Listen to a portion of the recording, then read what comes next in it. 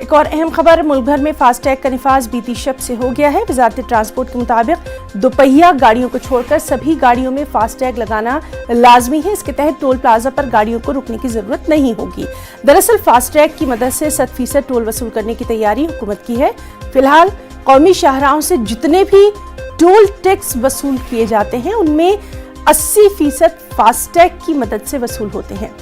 दरअसल फास्टैग एक स्टिकर है जो कि गाड़ियों के विंडस्क्रीन पर चस्पा किया जाता है, जो टोल प्लाजा पर नस्ब स्कैनर से कनेक्ट होता है। टोल प्लाजा से गुजरने के दौरान स्टिकर स्कैन होता है और फास्टैग से जुड़े खाते से पैसे कट जाते हैं, जिससे टोल प्लाजा पर रुकने की जरूरत नहीं पड़ती।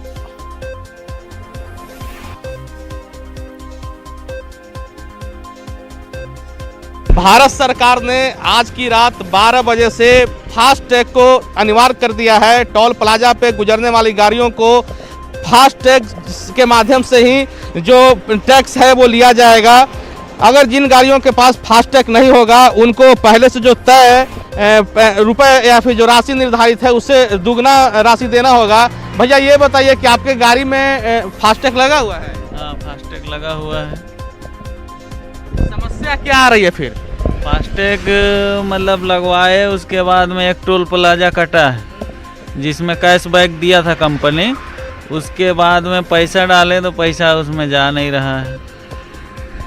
अब जब ये समस्या आ रही है कि फास्टैग नहीं होगा तो आपको दुगना देना पड़ेगा नकद, तो अब क्या कीजिएगा? अब देखेंगे तो दूसरा फास्टैग चेंज करेंगे। देखिए ये महाराष्ट्र से आ रहे हैं और इनकी जो ट्रक है इनको भी और गुजरना है, कई टोल प्लाजा मिलेंगे। इनकी समस्या ये है कि इन्होंने फास्टैग ले रखी है, लेकिन जिस कंपनी का फास्टैग लिया है इन्होंने, उस कंपनी में ये चाह रहे हैं उस फास्टैग में अपने अकाउंट में पैसा जमा करें तो वो पैसा ले ही नहीं रहा है। इस तरह की कई समस्याएं भी लोगों को आ रही है। कैमरामैन संत के साथ उपेंद्र, न्यूज़ 18।